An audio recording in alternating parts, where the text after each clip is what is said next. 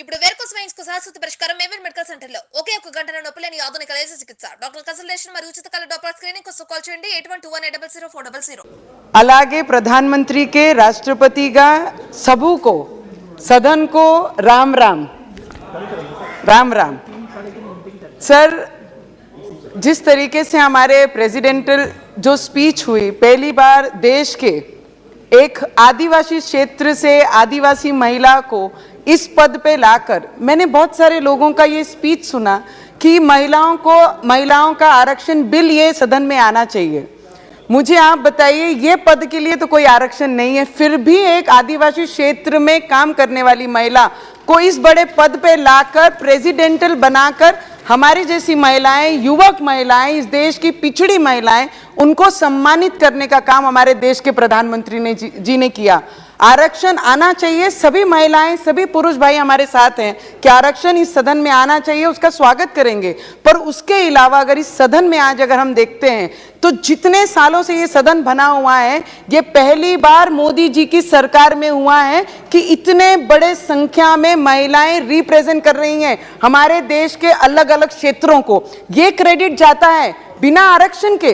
कोई भी पार्टी, जितने साल ये पार्टियों ने राज किया हमारे देश में, आज तक आरक्षण के बिना उन्होंने महिलाओं को इस पद के लिए या फिर इस पार्टी से टिकट देकर इस सदन को रिप्रेजेंट करने का कभी मौका नहीं दिया। वो दिया है तो भाजपा गवर्नमेंट ने और हमारे आदरणीय नरेंद्र मोदी जी ने ये सभी को एक्सेप्ट करना ही पड़ेगा। जितने भी लोग आरक्षण की बात कर रहे हैं, हमें तो गर्व महसूस होता है जब ये नंबर्स यहाँ पर देखते हैं। सर, मोदी जी पर बहुत सारे लोगों ने अलग अलग बातें कही हैं, उसके अलावा मैं ये चीज बोलना चाहूंगी, कपड़ा, रोटी और मकान और स्वास्थ्य और हेल्थ के ऊपर अगर किसी ने इस देश में पहली बार प्रधानमंत्री जी ने ग्राउंड पे जाकर लोगों से बात कर कर चर्चा कर कर, वो एम्स को रिलेटेड हो या अपने आवास को रिलेटेड हो या किसान के निधि के लिए हो या किसान को कर्ज माफी के लिए हो या विद्यार्थियों के स्कॉलरशिप से लेकर हो या विद्यार्थियों के साथ स्पोर्ट्स में हो, क्रीड़ा क्षेत्र में हो,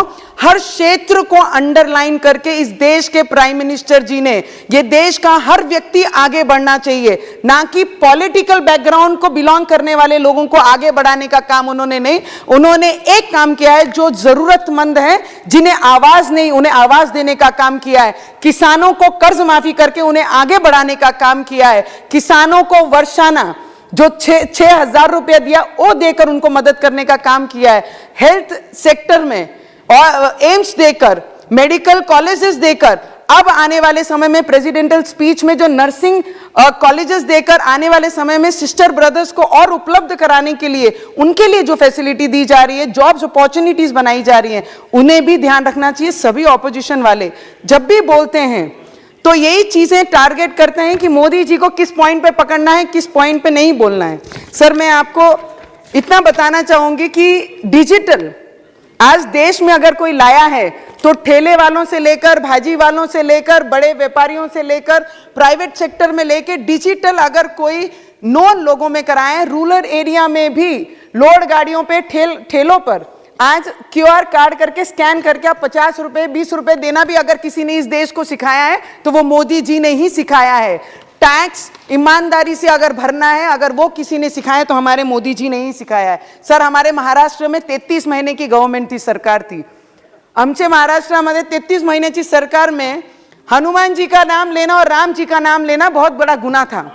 पर आज हमारे डिप्टी सीएम साहब, हमारे उप मुख्यमंत्री और मुख्यमंत्री शिंदे साहब की सरकार में जो राम का नाम लेगा, जो हनुमान का नाम लेगा, वो देशभक्त होगा, उनका सत्कार हमारे महाराष्ट्र में होता है। आज वो सरकार है। सर, प्रेसिडेंटल स्पीच में जेल का अनुभव है सर, मुझे 14 दिन का।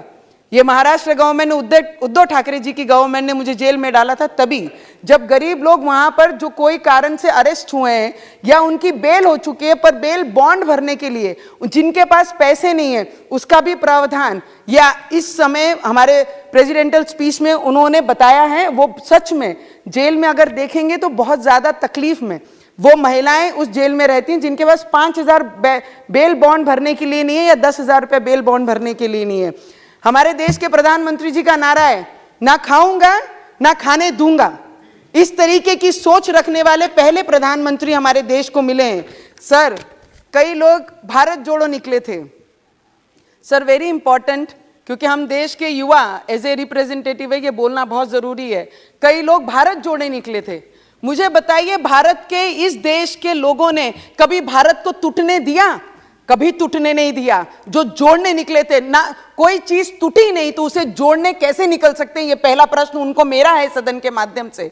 मुझे आपको बोलना है सर, जिस कश्मीर में लाल चौक पे जाकर इन्होंने अपने भारत जोड़ो का समापन किया, उस क्षेत्र में जाके इतने स्वाभिमान से ये समापन कैसे कर सकते थे? अगर हमारे गृह मंत्री ने 370 इस सभागृह में लाया नहीं होता और 370 हटाया नहीं होता, तो इतने स्वाभिमान से ये जाकर अपना भारत जोड़ो का समापन वहां नहीं कर सकते। सर थैंक यू सर, बहुत जरूरी है सर। सर सर सर मुझे ऑपोजिशन के कई लोग, मुझे बताइए, देश के बड़े बिजनेसमैन व्यापारियों को, टाटा हो या अंबानी हो या अडानी हो, ये कितने लोगों को रोजगार इनके माध्यम से इस देश के मिला है?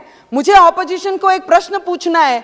ये एक उंगली अगर ये जो आज सरकार में उनके ऊपर दिखाते हैं, तो इन्होंने ये याद रखना चाहिए कि 4 उंगलियां इनके तरफ रहती हैं। अगर इनके घोटाले अगर किसी ने निकाले तो अंक खत्म हो जाएंगे, पर इनके घोटाले समाप्त नहीं होंगे। सर, ये चीज ऑपोजिशन ने याद रखनी चाहिए। जो काम करता है गलतियां उनसे ही होती हैं। आपने ना कभी काम किया, ना लोगों के लिए कभी प्रयत्न की, ना लोगों के लिए कभी जॉब्स अपॉर्चुनिटी कैसे आएगी देश में, उसके लिए काम नहीं किया। सर